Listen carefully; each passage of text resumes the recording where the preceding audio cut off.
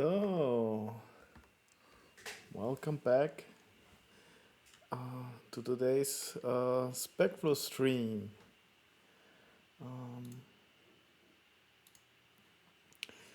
Good. What's the plan for today? So, last week, we made our nice UI a little bit prettier and adjusted our page objects to the new HTML DOM. So let's start it quickly. That was the wrong example. Where is the other? Here is our application. So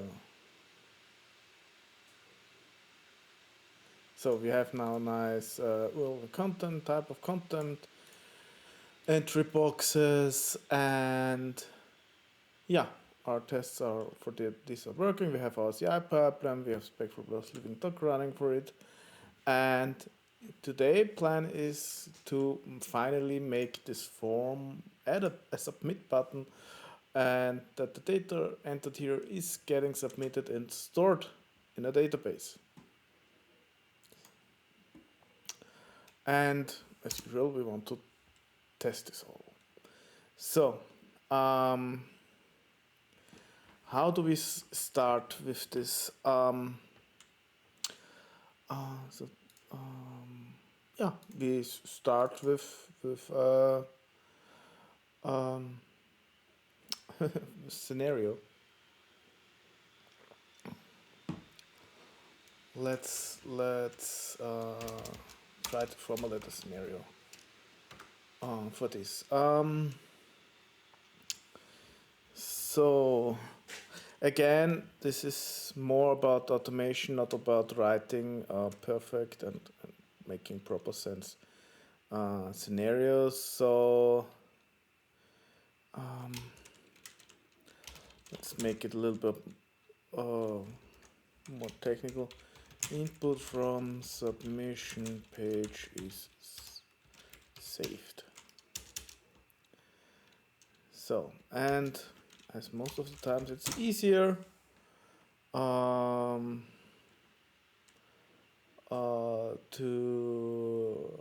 start with the 10 step with the assert and then start from the end and go to the beginning. So then what do we want to check? Then there is a new submission entry stored.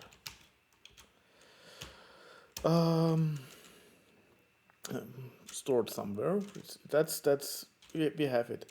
The action. What is the action? Yeah, when the submission entry form is submitted.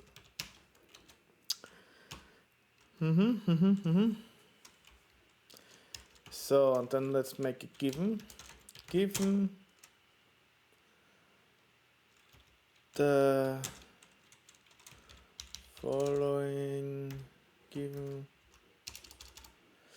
What I would like to make is I have here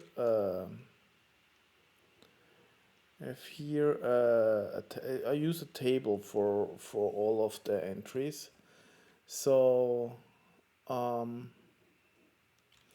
that is the label and value. So and we have here URL, and this is then value is HTTPS. Let's use the SpecFlow page, and type is website. So I want to specify the values in that way, and given the filled out submission entry form,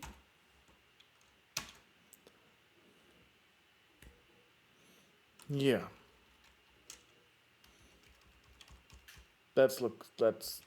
let's start working with this. So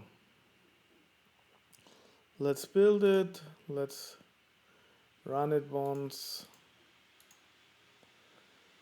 Here we have the new one.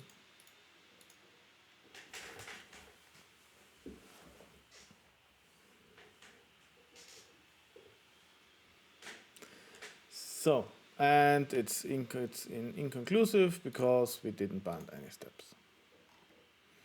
Yeah, good. As always, if you have questions about what's happening here, please put them in the chat. And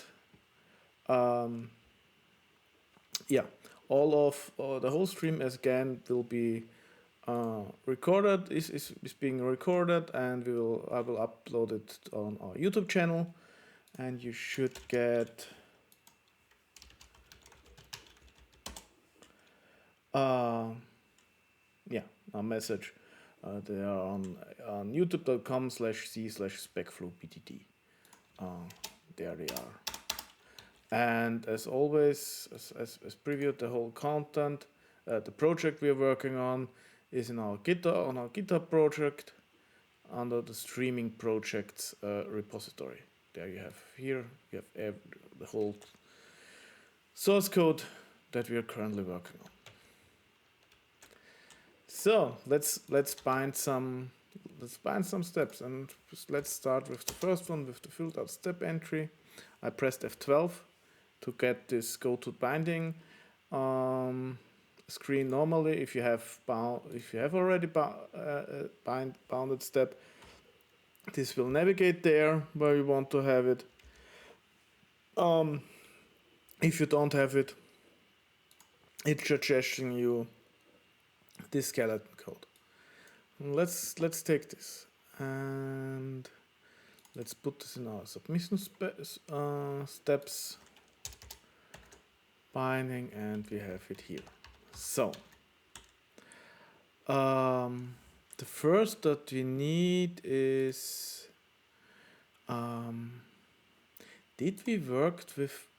we did not yet work with tables, so I can show you something additional to work easy with these tables. Normally the table is a collection of strings and with some methods. So we have the table with the header. We know how many rows there are. We have the rows, and we could, for each table rows, we can iterate these table rows, and this table rows is simple. Has keys value itself. It's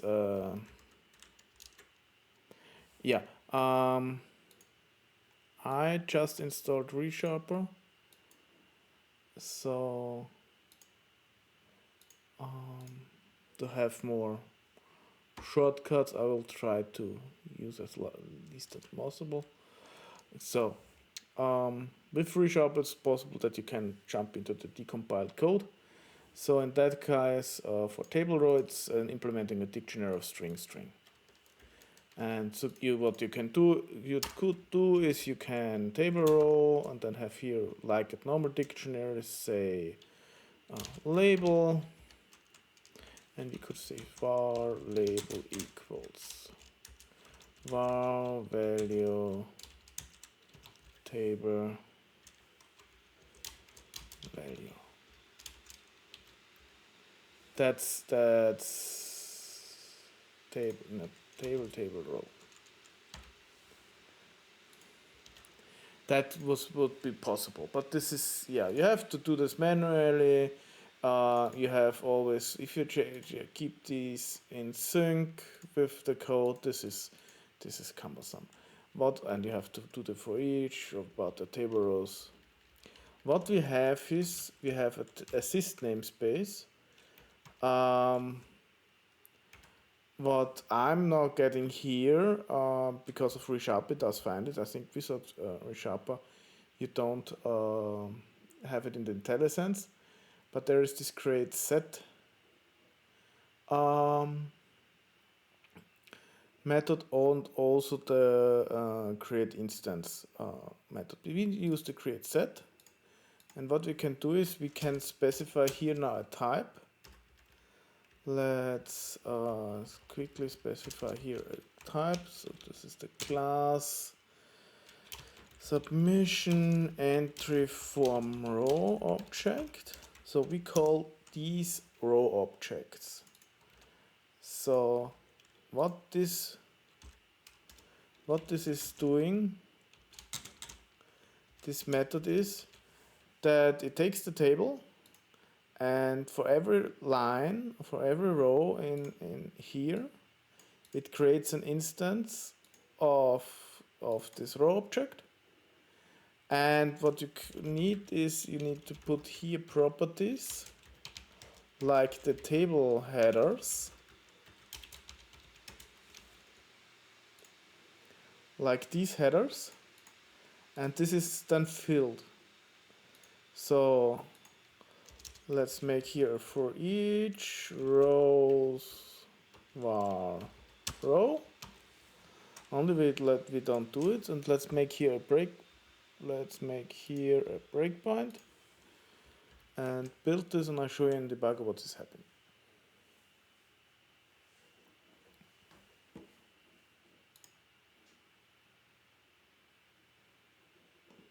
So this was run, so let's start debugger.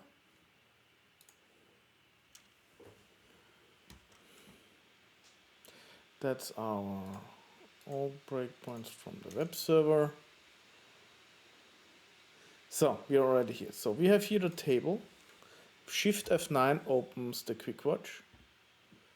And we see here the table has a header with label and value. Row count is 2, and then we have here rows also with 2, and the result view is, it has keys, label, value, and the values is URL and SpecFlow. So, and when we now look at these rows here, you see we have here a number of our community content submission, about our submission entry form row object with 2 entries, like in the table, and here label, URL, value, blah blah blah. And the second one is type website. So now we have a type safe way to access this information. What you also can do, what we don't need in our cases, if you have a slight variation on these headers, then, or you have spaces in it, and you can't put spaces into these row objects, what you can do is there is a feature, table alias. Let's have a look at the documentation. SpecFlow.Assist helpers, and there's column naming. So there's first some information about how the color naming works. So it doesn't need an exact match with white space encasing is ignored. But it's completely different. You can use aliasing, and you simply have to put an attribute on the property with some regex, and this is matched then against this. So I will put link to this now in the chat. That's the documentation for it, but we don't need this now. Okay, so simply wanted to show you that this is possible. So now we have these rows. What do we need? We want to have our we don't want this, because what we want to do is we want to get this as quickly to our page driver. So this was in, let's make a new method input form, and we give this rows as a parameter. So we create a new method there. Don't need void, we have the enumerable rows. So now we see what we did, the quick stuff here with having this class in his class. This nested class doesn't work that much, so let's move this out. And what I'm also often doing is I have sometimes I add a separate folder that called support and put there all my row objects. So we want to have a new class, submission row object, and let's copy this code here. So we have to separate it. Now we need to adjust the namespaces. So this again is ReSharper, and doing this for me, web page steps is not the right. We need the driver. Let's adjust here and again import this namespace here. So input form, what's wrong? Inconsistent accessibility again. Let's make this public. So done. So and what we need is something similar to this above, where we check the existence of the elements. We need the page object for our page, and then we can go iterate over all of the rows, and then we can make a switch on the row label to upper, and then we have the case with URL, and we have the case with type. One shortcut I'm doing now is Ctrl+Shift+W and U to make it uppercase and break. And then let's also copy this one, the default that we get exceptions if it's not implemented. It's row.label not implemented. We don't want some tests that are green but not implemented. So now we have the URL. What we need to do is we need the separation page object, and we have here we need the URL. We need the URL input entry, and there we have the value web element, and this would be the value element. URL label, URL input. So I don't like how the API is using. I don't want to access directly the web element in this case.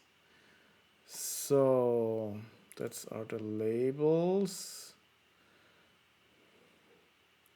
because it needs more code. So if I would access this directly, this would be following code. Your input entry, you have the value web element entry. First we need a clear to remove all the text there, and then we need the value, and then we say send keys, and this is our text. This would be row value. And I don't like this the stuff. This is already Selenium, and it's too much of the API of Selenium directly public. So what I would like of the upper side is more submission object will URL equals row.value. So this is how it should look like.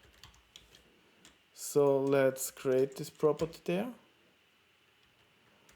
And in that case we need a getter.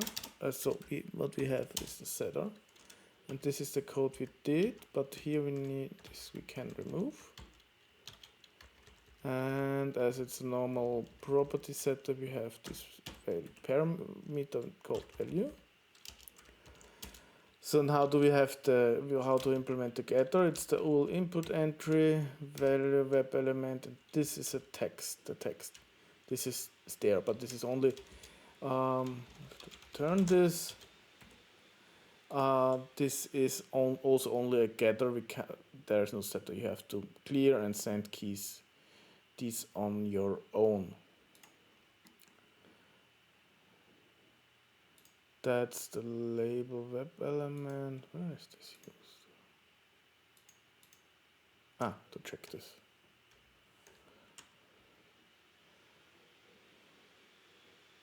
So what we probably don't now we need these accessible.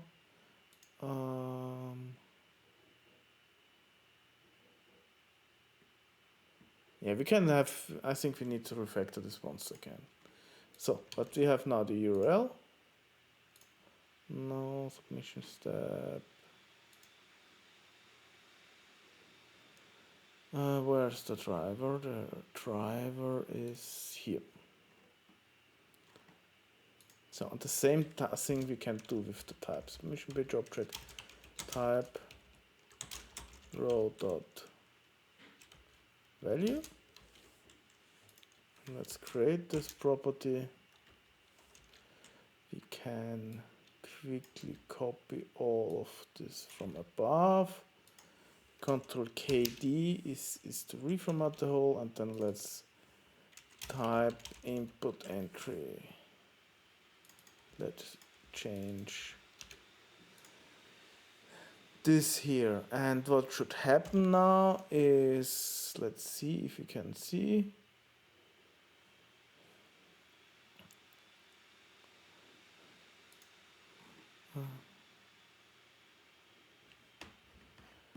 And let's see, let's run this, and if it works, we should now see already that it's inputting something. No, it doesn't work. Unable to locate selector form.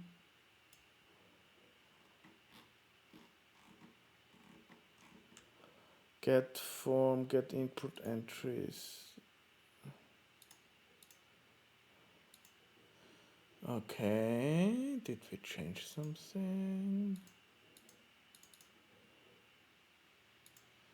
Diff form.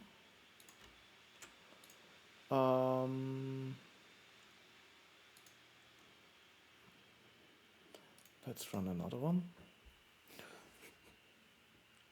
Always run your test before making changes, okay? That worked, so what was here the problem? It's in the input form. Okay, we have here our problem. Let's run this in debug.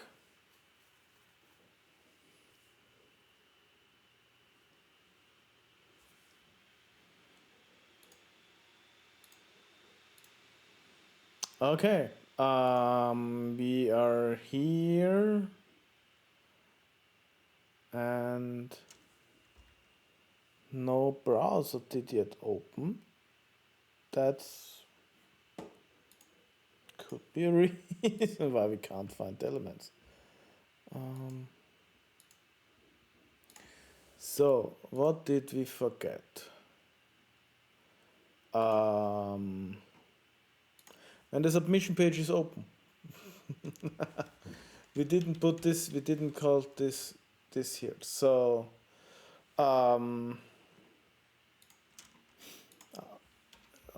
we missed a step. Good, what we can do is we can do the following. We have multiple given statements. First, the given statement is open, and the field out submission entry. So what we need to do, this is now unbound. And why is this unbound? Because we have the steps, yes, but this step is only available for when steps. And we are now in a given. So what we can do is we can duplicate this line and use the given attribute here. Now this binding is available in given and in when. So let's compile it.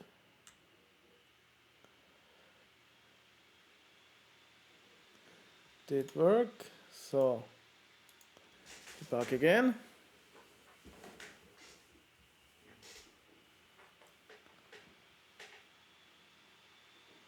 Now the browser is opening. We are on the page. Let's debug this through. We have our rows. We have our URL. So now it's empty. And now we have content. And the same also with type. Yes. So that works. So we filled out, yeah, now it's not implemented, but we have filled out our first entries here. So not only reading, but also writing. Cool. But we're not yet finished. No, we have with this we are finished. So let's try the next. Implement the next step, and this is to press the submit button. But yeah, we also need to add this button because we don't have it yet. So let's clean this up. Have this new method, and this binding is easy. This binding, it's the problematic stuff is in the driver, but we make simple submission page driver, submit form, a method, and yeah, we have to implement this. So how do we do this? First, let's adjust our HTML. What we could do is we could simply uncomment this, and we have our submit button. But when I remember correctly, there are HTML helpers for begin a form, and this has multiple overloads to where put in the stuff and everything, because we want and adjust. So we want a form method. We want to have to be this later a post method, and so what I'm not sure. Let's have a look at the help. Begin form method object only form method. So is there no usage? What does it return? MVC form. An instance which renders when this post. That's good. So this should be then using. Does this work that way? So, and we don't need this anymore. And then we have the form, and then there's also an HTML.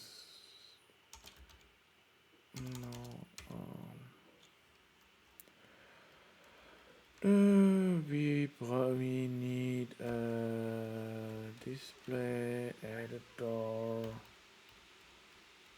root. Let's see what this is generating for us on HTML side.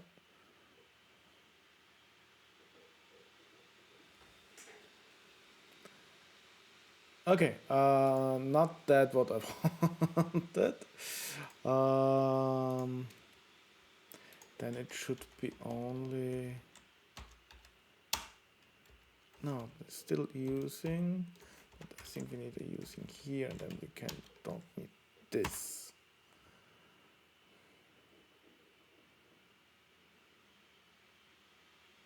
So nothing here. Let's have a quick look at the generated HTML. So we have our form with method post, what we said, and this includes everything here. Cool, and we have here this request verification token from ASP.NET Core. Cool, we have the form. So still the button is missing. So HTML button. How do I add ASP.NET Core form button? Tech help us.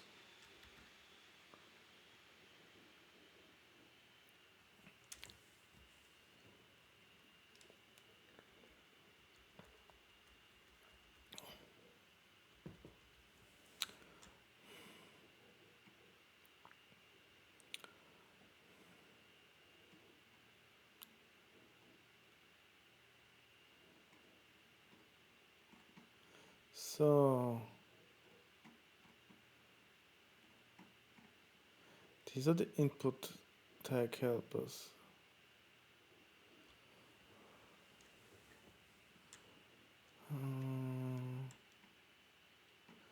Interesting. Okay.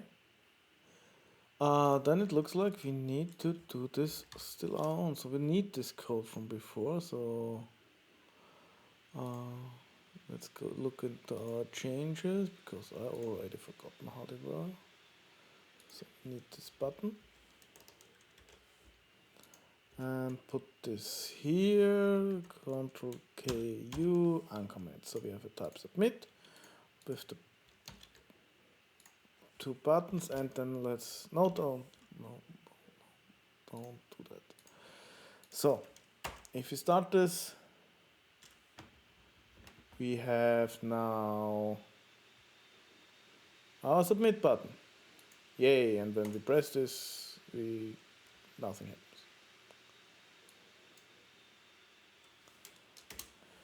Cool, but now we have this button and we can press it. So let's adjust our page object now. We need again a new now this button, so it's in our within our form.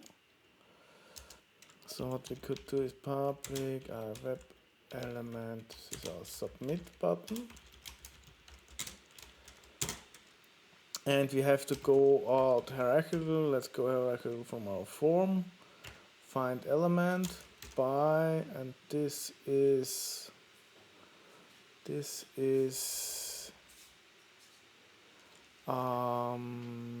what could we button. Let's name the CSS class button primary.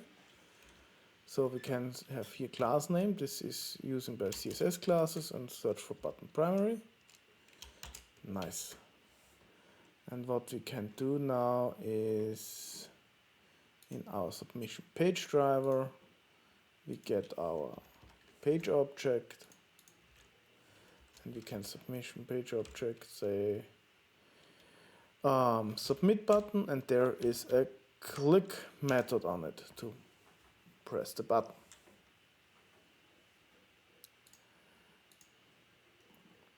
So next step. Let's test the next step.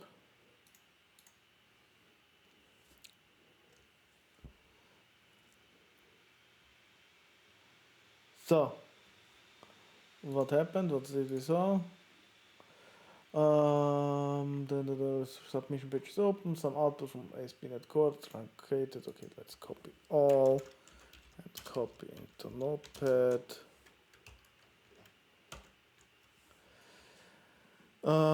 Submission is submitted. Looks good.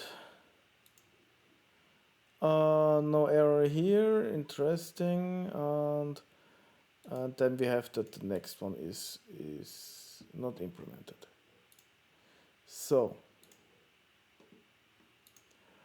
let's have a look, quickly look at our controller. I can't remember anymore. Okay, that's the reason why. So why there is no error. So we have this public action result index, And in ASP.NET Core, this is the default. So this is if you have a make a get without anything else against the controller. What we can make is that this is, so in that case it's for all HTTP methods. If it's get, post, push, what they post, put, head, everything.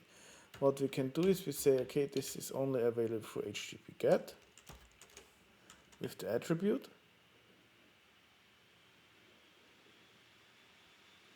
And when we run this once more,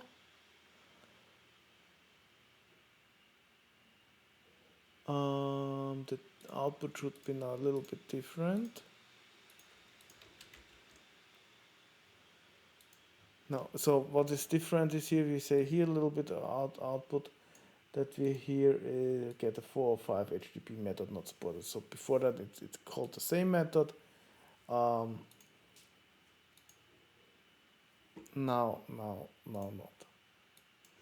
So don't save. So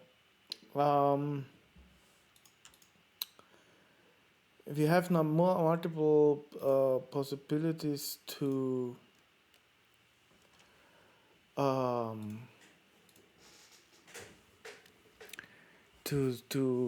continue. We could continue with the way to implement the controller side and do this.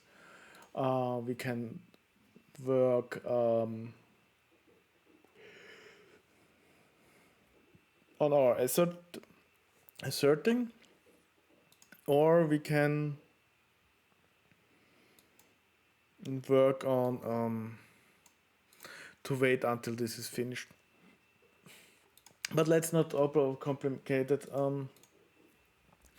Let's try to implement the test, and this drives our rest of the code scenario first. So let's have this really read that it's having a exception that the data is not there. So let's take this step. Submission. Let's put it also in submission step. So then there is a new submission entry stored. So the assumptions are that there are currently no entries in the database, so we will store it in the database.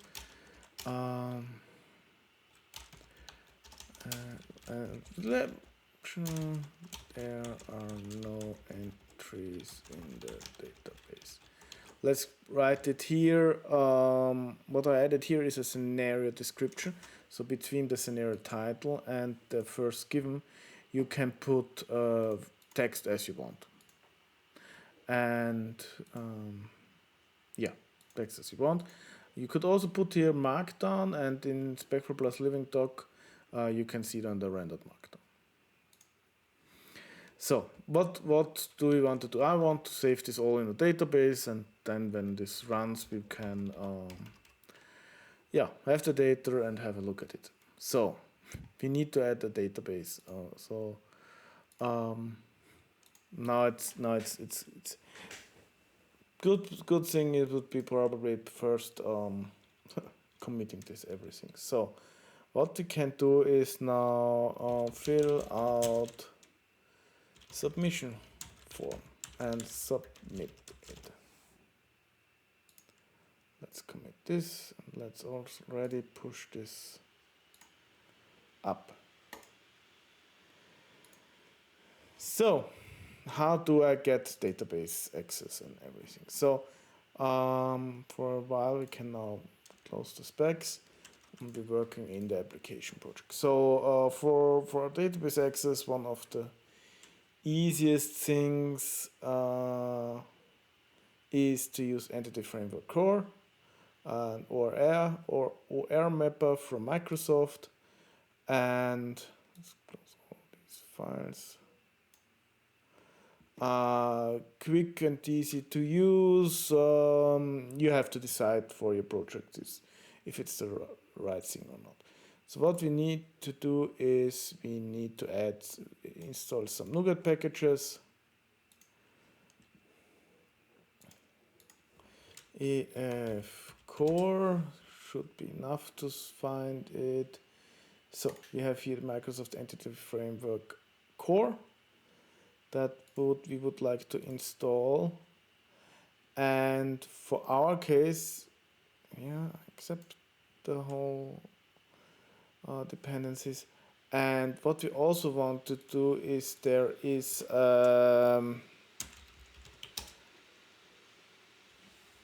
Entity Framework Core has an in-memory database provider. So for every database you want to access, you need to install Entity Framework Core. You need different database provider. You have here the SQL for SQL Server, for SQLite. I think there are for Cosmos DB what you have in the database. And what they also have is an in-memory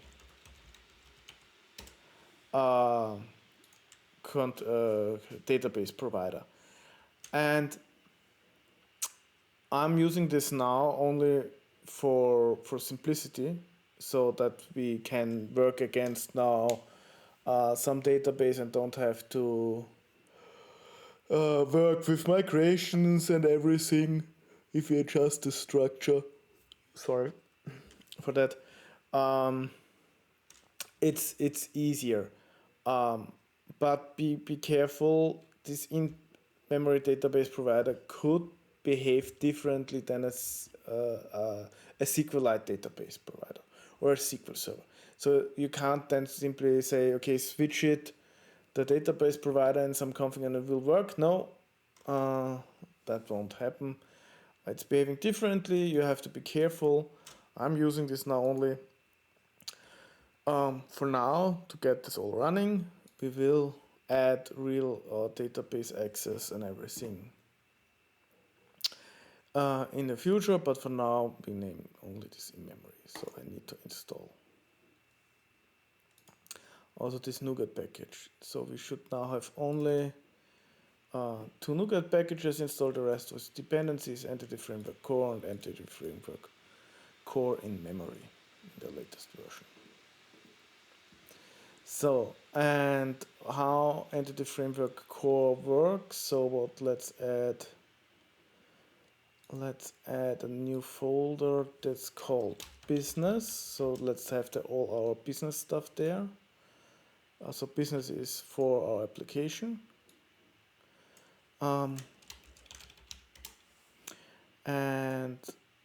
how Entity Framework Core is working is you have a so-called database context where you can then access this whole stuff, the database. So let's create here a database context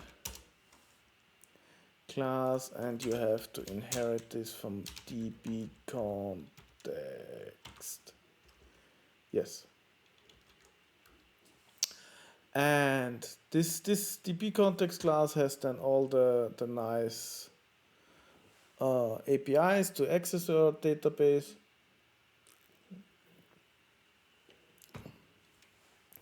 And also for configuration.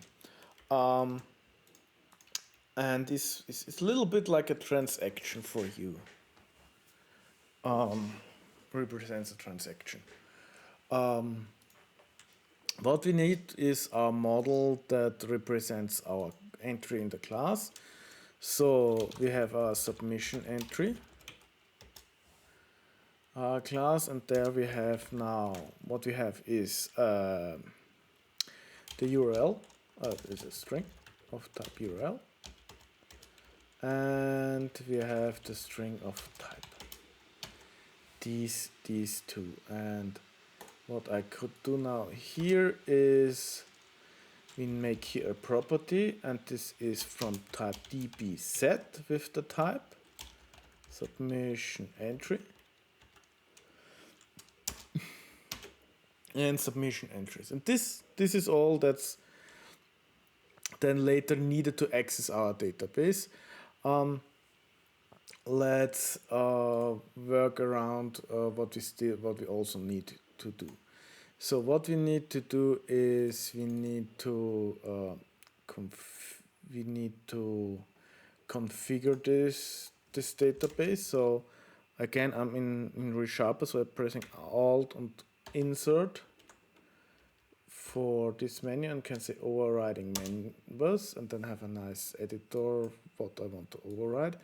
And there is an on configuring method we would want to override because, and I have to quickly look at the other examples. I'm not always doing that so often. We are in, this is our bookshop example where we already copied the code for the web server starting and stopping. Database context. So on configuring, we make an options builder use in memory database. Let's copy this. No, from tab. So, and yeah, so right, it's options builder, and then have we use in memory database because we have to extend the NuCode package. We have this extension method that's setting up, and the only thing I need to give this a database name, and this is our community submissions.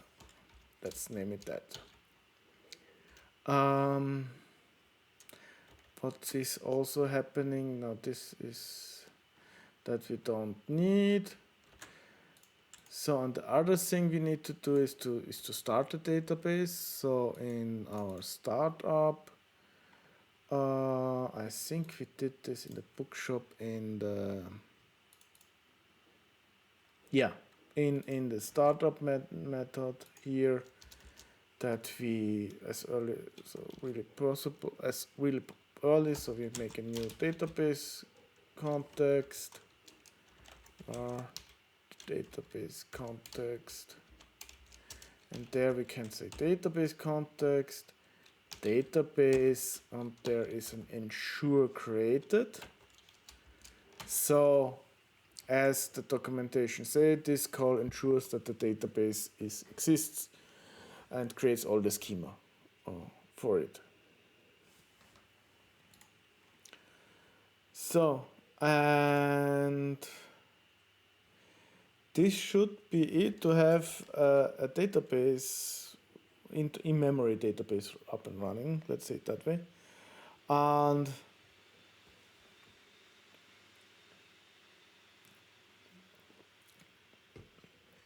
And let's try to use it. So we have to use it in our controller. So we have here in our home controller. And the entry point, what we have here is we have again a public action result, index, because we're on the index. But this is now a post method, and we want to get some data. And to get this data, we have already this, we added it in the first stream, the submission model. This is for our form, what we are also using in our view. Here we have this display name for a text box for our model, and we can use the same class. We have to use the same. Yeah, we could use another one with the same property names as parameter.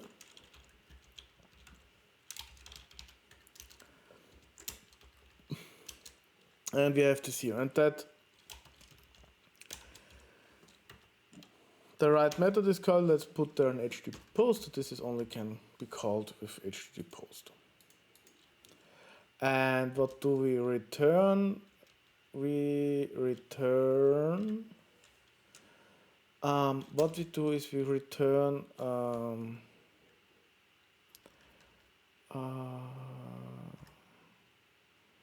we return. What a good practice is to return to. Let's return to the index, the normal index. So index. So we could do this. Return view submission model. We could do this.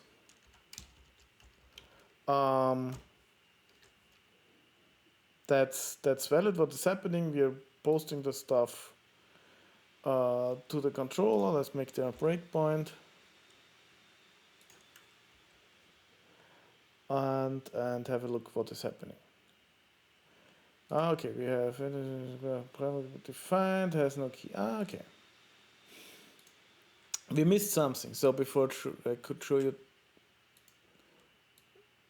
Let's comment this out. I want to continue with what I wanted to show you with the controller. So what is happening is we can write here something, and when I press the submit, an HTTP post is made to the web server, the controller. We get it here as parameter, the URL and type null, and we could return it again. So what this is, and we could, let's say, add there, edited. So we have edited. Yeah, it's a string edited. So we added, change something on the data, return this, and then we have a look at this here. It's not filtered. Okay, that's interesting. But what is happening if I press F5? You get this resubmit the form stuff, because last action the website did was making a post, and when we refresh it, it wants to do it again a post, and this is you don't want you probably know this messages from older applications. So what you want to do is you don't want to return directly the view here in the post, but you want to redirect back to the normal index method. So we are redirecting then here, and then get a new submission model. So and start again. And with that, the latest HTTP call in the browser is it's a get. So we're refreshing this. So I have this here again. Submit. I forgot the breakpoint, but you saw it's empty because we redirected here. And if I press here F5. No pop-ups, no again, no push to the server, and you see also the breakpoint wasn't hit. So that's why you don't want to return directly here. Okay, so let's go back to our startup, our database. We have to fix this first. Continue. So what is missing is this primary key. So in our model is something missing. So it should be enough if you add an int ID column here and put a primary key. No, what is the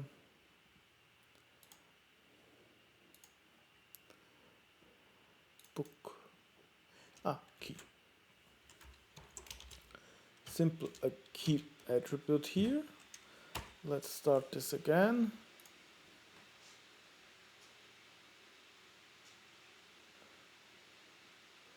So it worked. So it's started up. Cool. And now we have the database. The server starts. Now we could do stuff. So let's first hack it here in the controller and then make it better. So what we could do is now simply we make a new database context. database context, and then we make a new submission model, submission. What we already can do is here, no, this is not the submission model, that's the submission entry. What we can do already here is say URL equals submission model URL, and the type is submission model type. So we have this class, we have the data, then we can say database context, then we have the submission entries, and because of this DB settyp we can say add, and there we add the submission entry, and this was it. And then we can say database context save changes,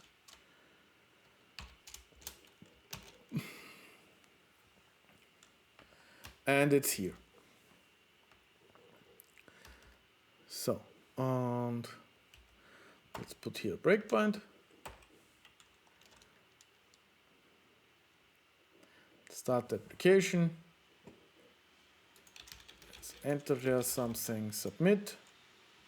So we have the database context, we have database, we see its provider name in memory, some non-public node relay, we have the submission entry, we added, we save changes, yeah, it's still one entry there, and this entry has now ID 0, ID 1.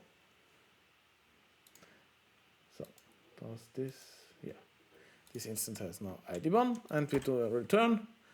So, and it's safe in a database, but as it's in a memory database, we can't have a look at it.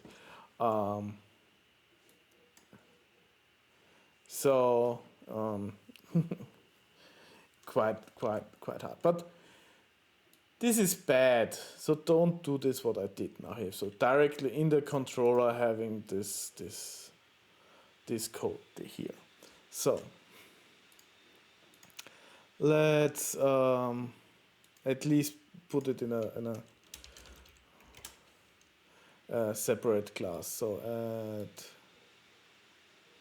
class, and this is and we want to get rid of the new statement. So this is our submission safer. Word naming is hard.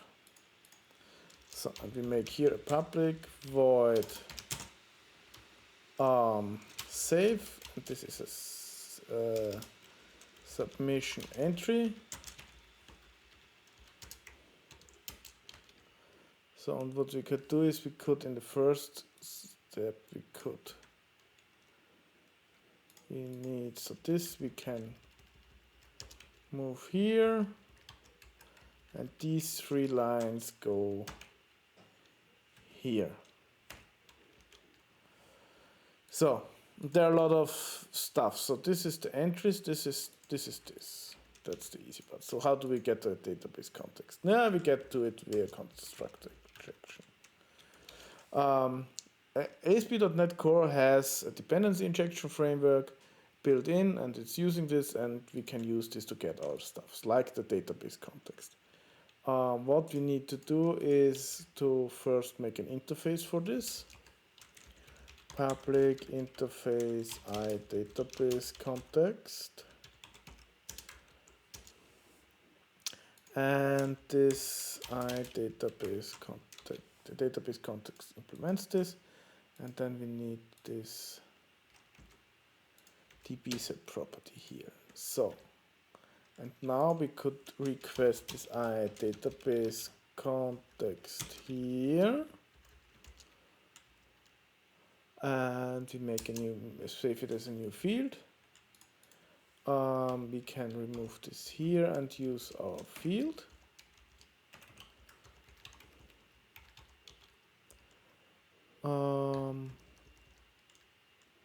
Yeah, okay, it has not to save changes. We can add this also here to the interface.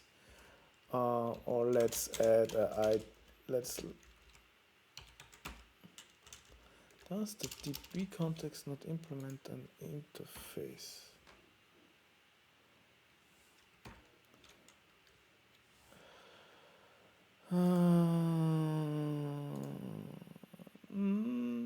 No, disposable infrastructure. Okay, doesn't have interface, so we need save changes.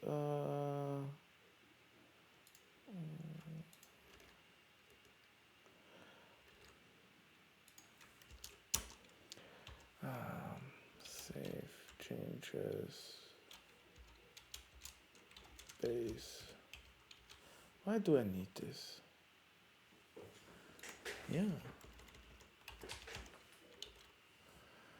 Because I have it here. Okay, so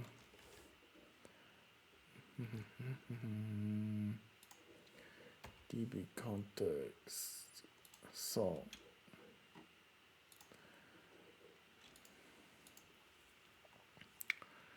that's virtual, and that's no idea if it's implemented on disposable async disposable infrastructure DB context dependencies.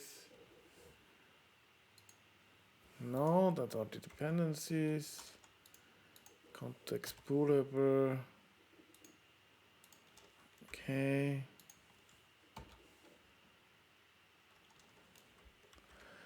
Good. The DB context has no interface that has the save changes on it. How did we do this here?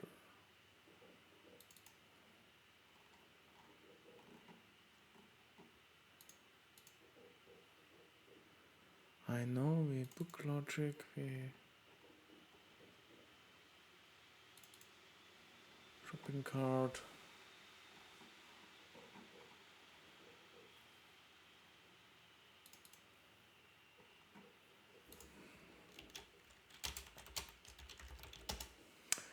So driver tools context int save changes. It's an int. It's an int.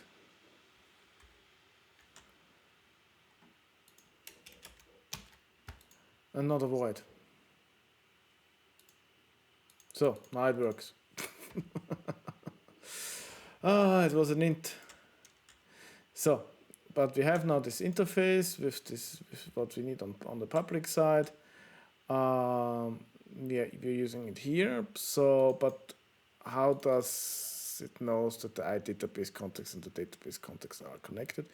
What we need to do is in our startup, there is here configured services, and then we can adjust the container, and we can here say add scoped, and this is the database context and the iDatabase context. So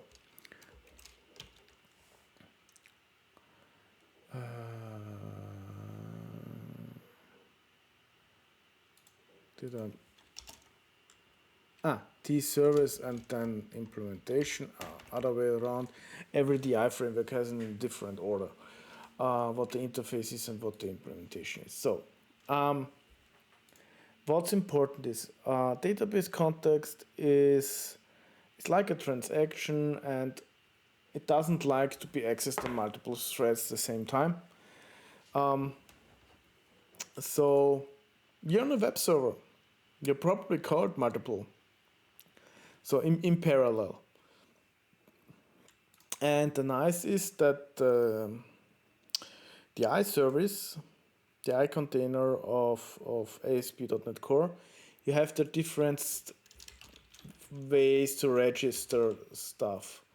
There are other things, but this add scoped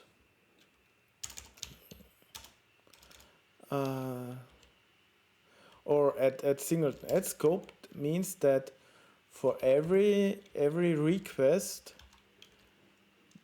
So the scope is the request. So if one request A comes in, we get request A gets its own instance of the database context. When then request B comes in, then this gets also its own instance of the database context. So there's no mix and match of the stuff. And so we connected these two together, and the same thing we need to do for the submission saver. So let's make an interface for this. Public interface iSubmission saver, which has only this save method as implementation. It's a void. So, and then we can again register this here again. And what is now important is that we are doing this also scoped. Because our submission saver has an implement reference conversation. We need to say to implement this. So what's important is that we add this also scoped and don't do services at singleton. Reason is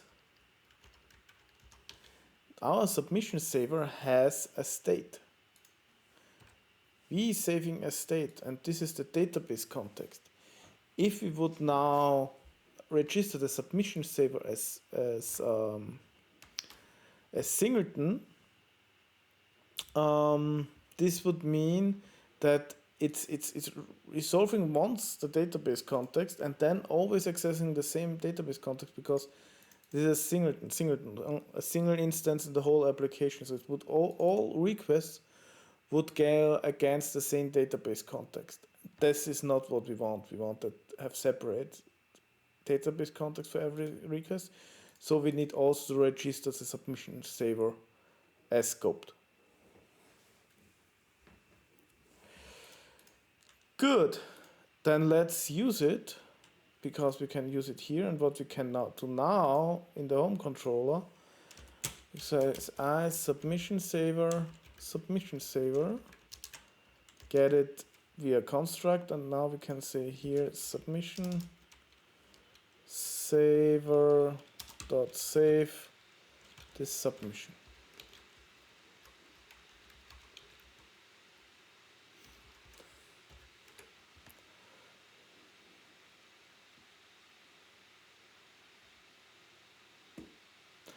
So, and I just noticed that I did not the wrong thing what I wanted to do, because I wanted to first implement the then step and then the controller, but now I did implement the controller. So let's imagine we didn't do this. So let's uncomment this line. First things first. So let's run this and see what's happened.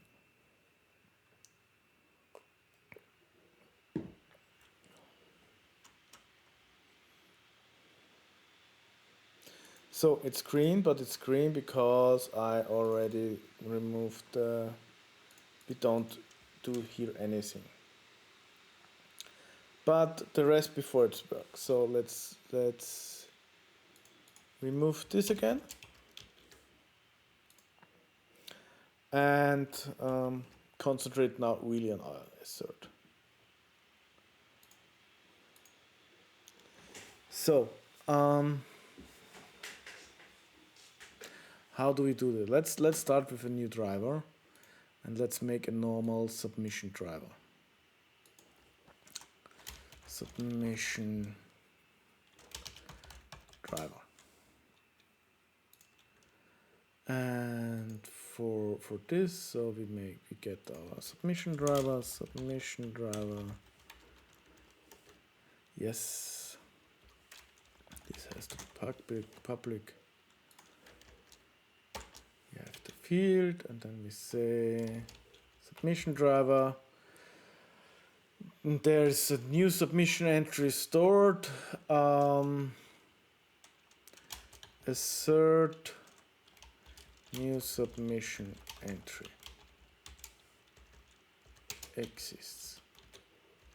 Some small APIs that it's easy to understand what it's doing. Let's create this method. So, how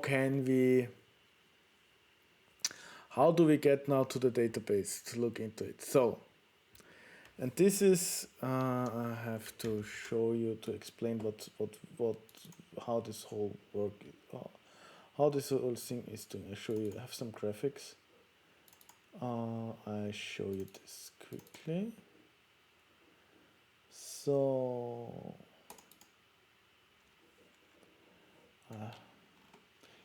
So one moment. So this is, it's from another talk, but this is what we have. This is our application architecture. We have our web browser, our MVC application, our database, and up to now. So what we and how do we test this? So up to now is we have our SpecFlow. We use Selenium to control the web server, to have the MVC application to the database, to access the database. This line we were using to test the application. But the nice thing is now with SpecFlow, and because this web server, this always and SpecFlow runs in the same process, we can access stuff. So what SpecFlow can do is now we can use parts of the application logic and stuff to access the database. So going this way, we don't have to go through the browser to access everything. We don't now need a UI to view the entries that are there and check this with Selenium. So we can go around this and check directly the state. And that's what we're doing. So what we can do is and what we can do is, so how do we access these databases is with the database context we just created. So why not use it? So add it in a constructor, get it via constructor, database context.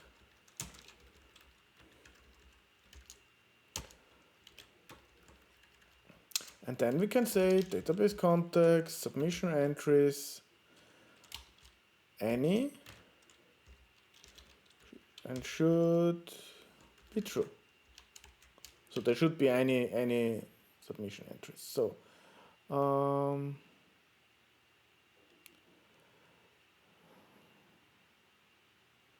is an interrupt that supports entry from requirement is not the same as. Okay, then not any, so then count should be greater than 0.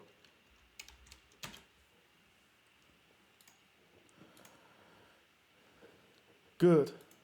But how do we get the database content in this instance? What we can do is in our hooks, web server hooks, when we have here a web server before scenario and after scenario with our web server, we can make there some general, or let's what is the best way? So what is going on in my head? So we have this specialized hooks with starting and stopping the web server. There can be more than one hook with before and after scenario, but then they have to be careful with the order, or you have everything in one big hook and order it on your own. Let's make a new hook class, so DI configuration. This is public. This is a binding. Has a binding, and then we have before scenario public void register di.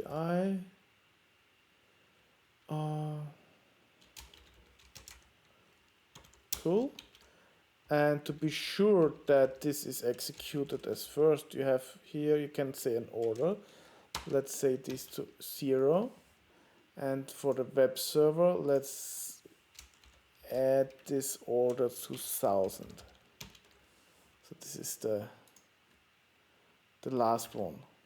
So we are sure that this is the first one, and what we can do is we can get the scenario context here, because we are in a before scenario. The scenario context is already existing, and the scenario context has a scenario container. And there we can register now, register type as, and here is this type and then interface. So we want the database context with the iDatabase context. So this is registering the interface in our DI context. So we have multiple containers. We have one container is the ASP.NET Core DI container, and then we have our SpecFlow DI container. They are separate. There are possibilities to combine them. I personally like to have them separated, because then I can't accidentally have test code in my production code. I simply can't. So I can't get it then from there. So when I resolve it, you get an error. So we have this registered.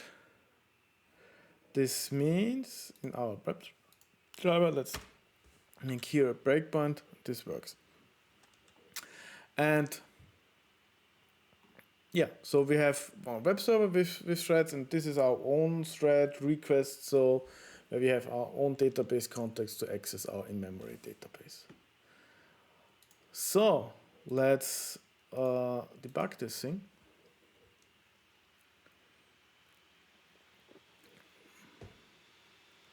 Again, if you have questions, please post them in the chat. I'm always monitoring the chat to see if there are some. If you want to have a look at it at the stream again, the recordings will be on YouTube. The old two ones are already there.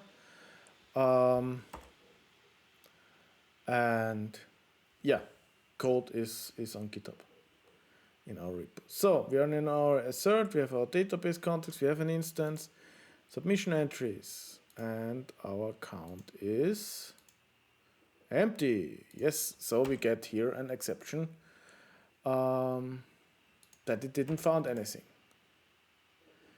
So let's have a look at the test explorer. Mission entries count to be greater 0, but found 0. So, and in Siri, when we now implement, where is our controller, home controller? If I uncomment this, build,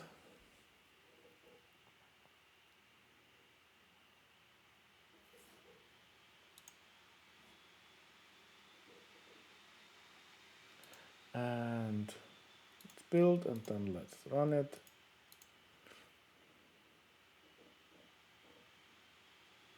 Opening, filling in, submit, we saw it quickly, and it's green. Yes, we saved data. Cool. Cool. So quickly adjust the monitor. Sorry for the shaking. Cool. So what happened here is, I should explain it here. With Selenium, we control the web browser. This made a post request to our MVC application, which saved data in our in-memory database. And after that,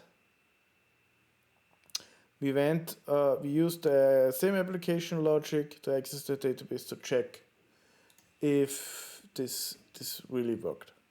And we have data, and it is there. Cool. Nice.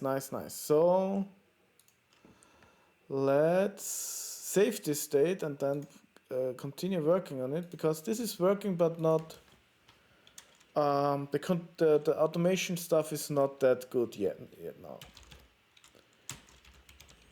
Entry to database.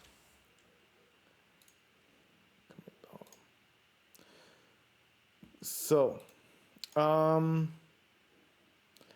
let's close this all, and let's start at the control. There are some parts where we could do it better. So the first thing is we could await this all. This is all await this all, and this we can use async await to make potential performance better. So we need to start here. This save changes.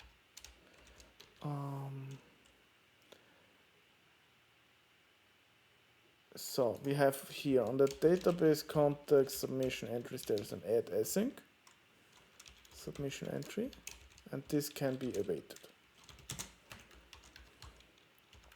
And if we want to await this, we have to change this to task. And we need this to be, we need this also to be task. And we need all pass returns a value, yes. If it's await, we need to add here an async.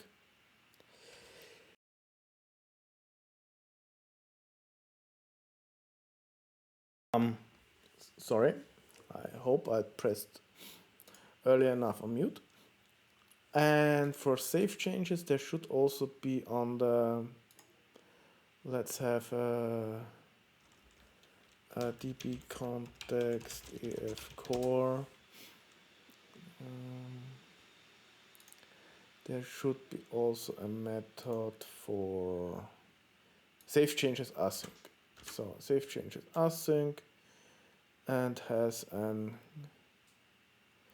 cancellation token. So let's take task int. So take this in our database context. So we don't need this. We don't need a cancellation token. We need a cancellation token here, and then we can use here save changes async. So this part is now async, and then we can also do this here and make this also async task of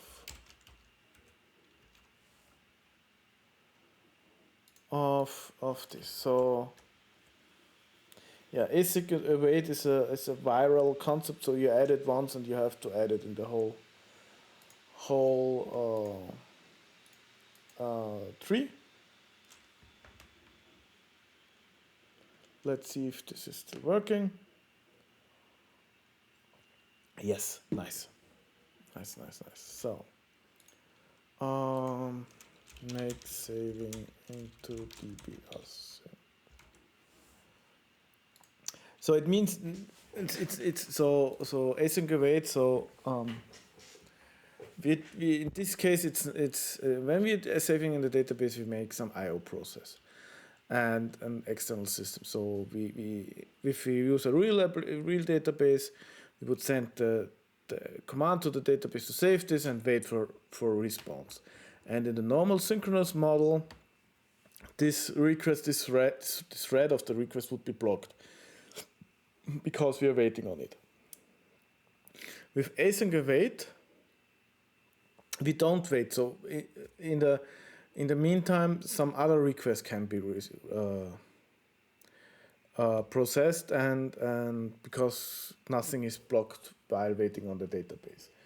And if you have, I don't think this application will have that much load, but you would have a better performance if you don't have to wait so much on the database. The single user still have to wait the same amount of time, but overall you can get more requests through to the stuff.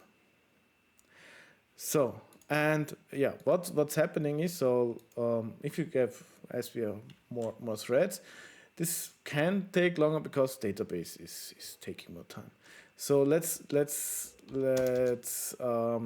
simulate this, and we make an await.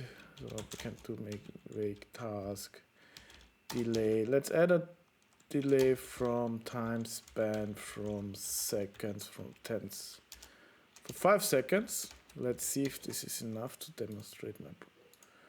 On the next improvement I would like to add is, currently we have on our iteration case, we press on submit, and is it working? It's still working. Cool. So what I thought the problem will be is that when you go to the feature file, we submit the form.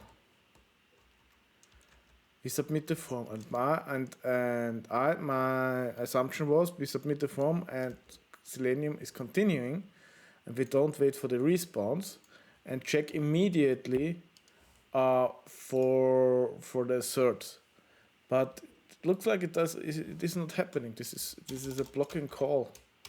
So this is nice. Form. This submit button is and clicks an element, causes there is in the document. Clicks this element. If the click causes a new page to load, the method will attempt to block until the page is loaded. After calling the method, you should discard all references to this element unless you know that the element and page is still present. Other than any further operation performed, this element has undefined behavior. Yes, so cool. This click blocks the stuff, so it doesn't matter how long we wait here, or if I add here, let's make 15 seconds.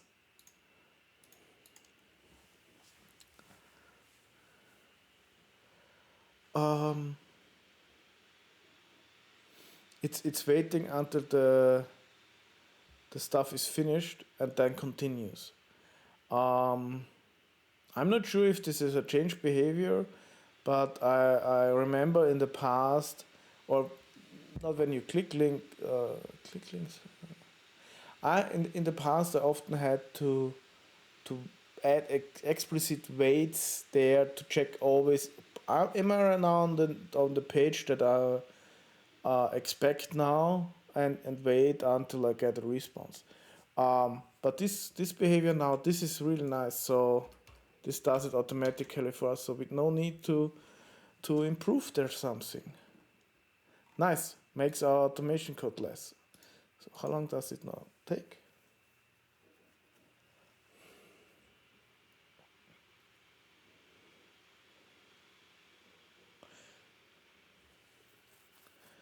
Four point seven seconds. Nice.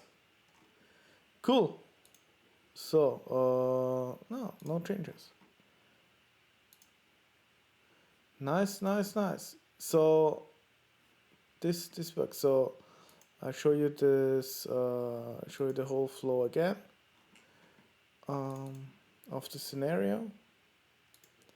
So we start. We general assumption is that the database is empty.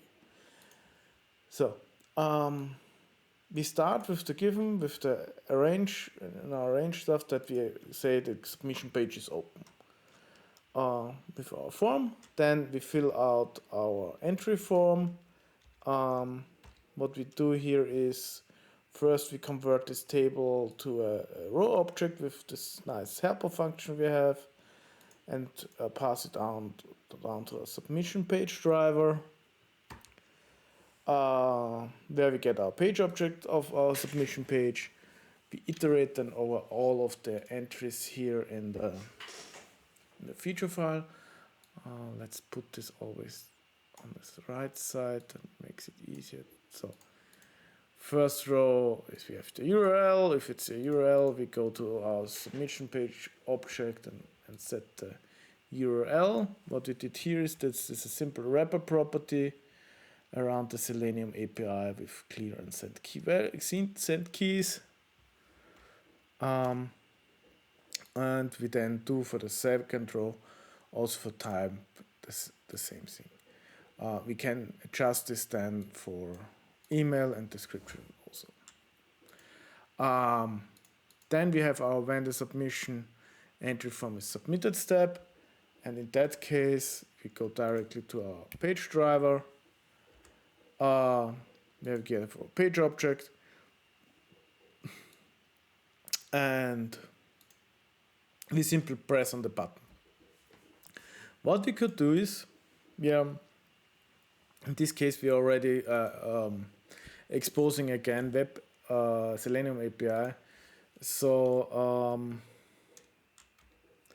we could make this in that way, make here a method out of it,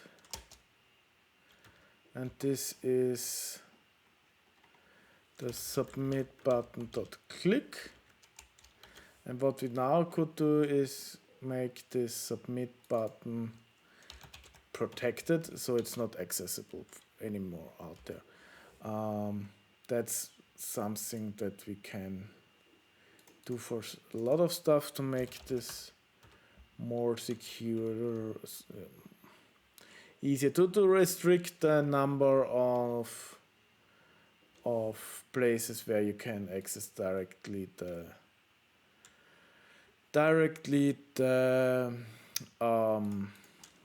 Selenium API. So this works also. This is in the no, that's the web element. We can't remove. It's in start.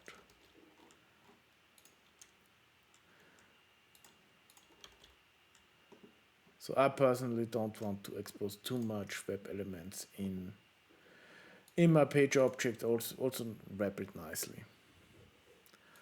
Before submit the form, as we just learned, this blocks the execution until it's finished, and then we make our assert against the database. So we have a new driver, the submission driver. That new submission entry exists, which uses the database context, which is the same classes like we have in our application to access the database and check if there are new entries there. What you see is here, it's not that ideal. So our step is called, there's a new submission entry stored, but what we are doing is looking if there's any entry at all. Better is there is a submission entry stored. Let's change this. Let's change this step to make it clear.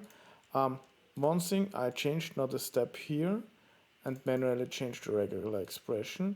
One thing is possible. To name the step, so I used the normal rename. You can rename the step, so we could say there's one submission entry stored, and it's changed here, and you see it's also changed here.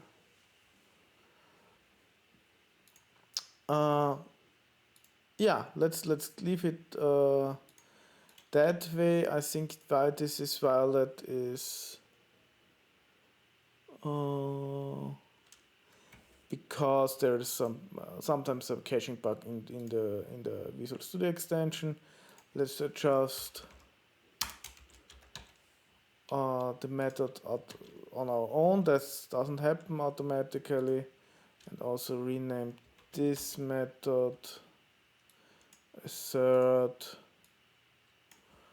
one submission entry exists. Next. So let's change this. Let's see if it's still running.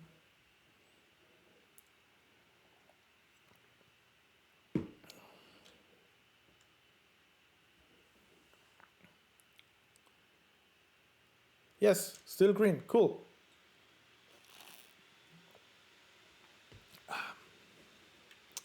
So, scenario is still green, and it's better, a little bit better step names. So, what we did is we renamed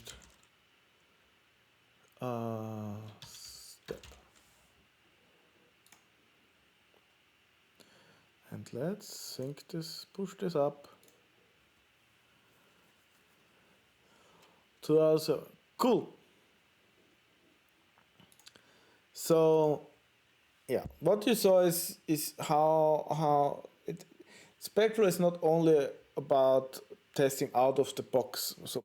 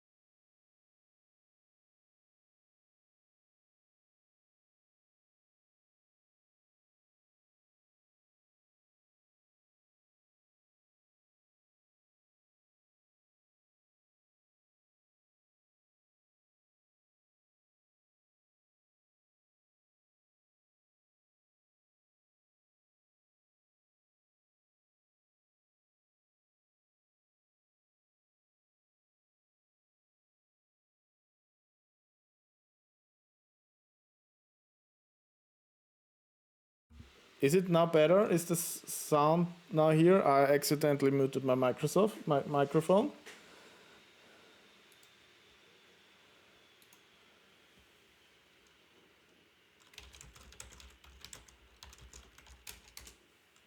Ha, cool. I hope there wasn't too much lost audio now. So,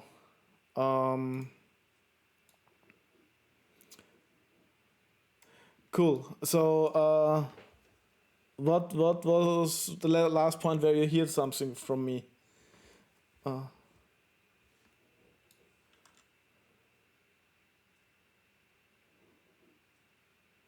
How much audio did we lost?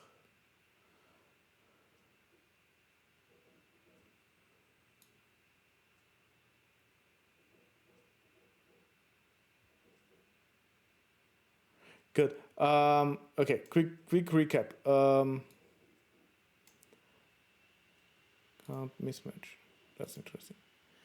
What I'm doing is to make this easier to read with okay, 5 minutes. Okay, quick recap. So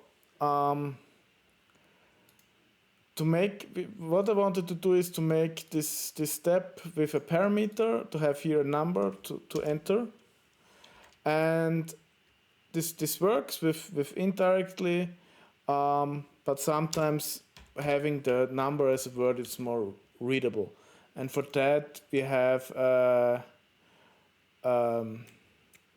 step argument transformation feature in SpecFlow.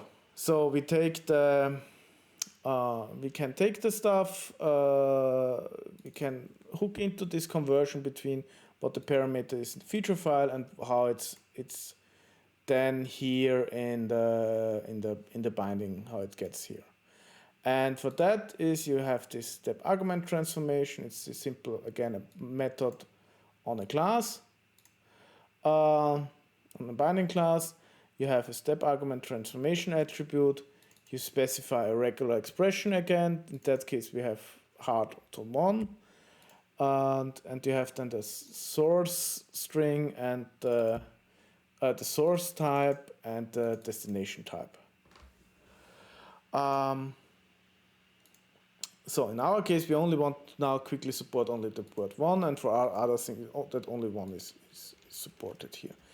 So, and let's try to build this and run the test.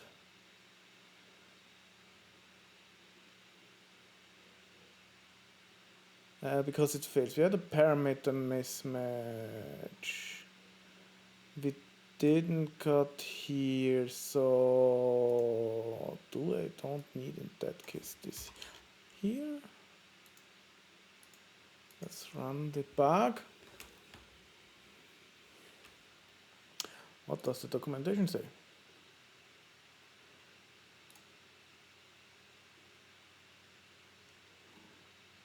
Ah, this was it, because we don't have the pair.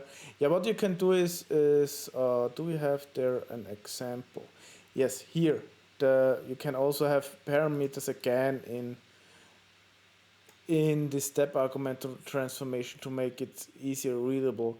So in 3 days to make this more readable. So we got the 1, we return 1, and go back to Visual Studio, and our test is green. So and if you say here, now we can say here 2.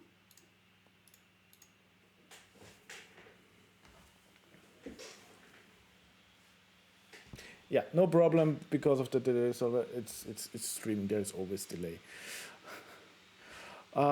Yeah, and now we have the 2, but found 1. And if I would write now here 2,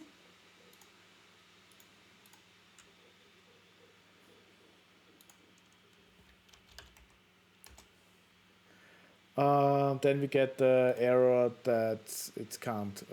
The input string is in a bad format. And for that, so that's only the easy things, the small stuff. So we have a nice blog post from Paul, who explains more into detail what you can do with this step argument transformation. Here it has also the items example with we have no items in stock or 0 items. How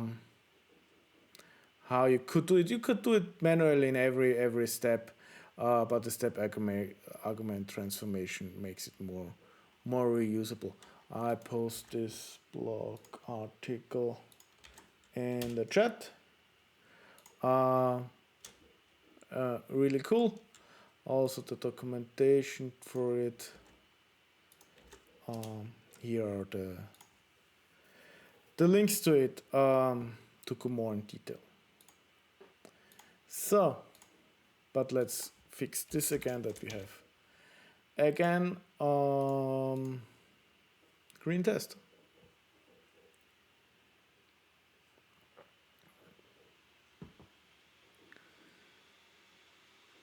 So, it's green again. Cool. So, then let's commit this. Use step argument transformations for parameter conversation. And sync and push.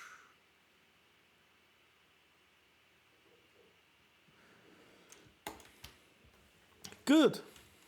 And I think this is a good point in time to stop with the 8 minutes left. Don't get too much done, and that we can start with a clean slate. The next time we will finally fix these other failing tests that we have since the first time, and also I want to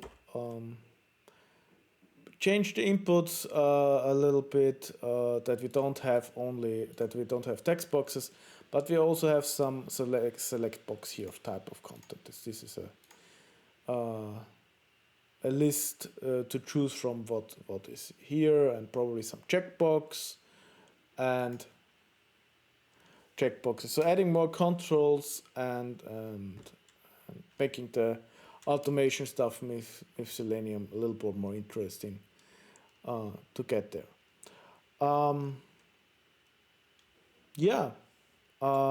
If you have questions, now is the for today the last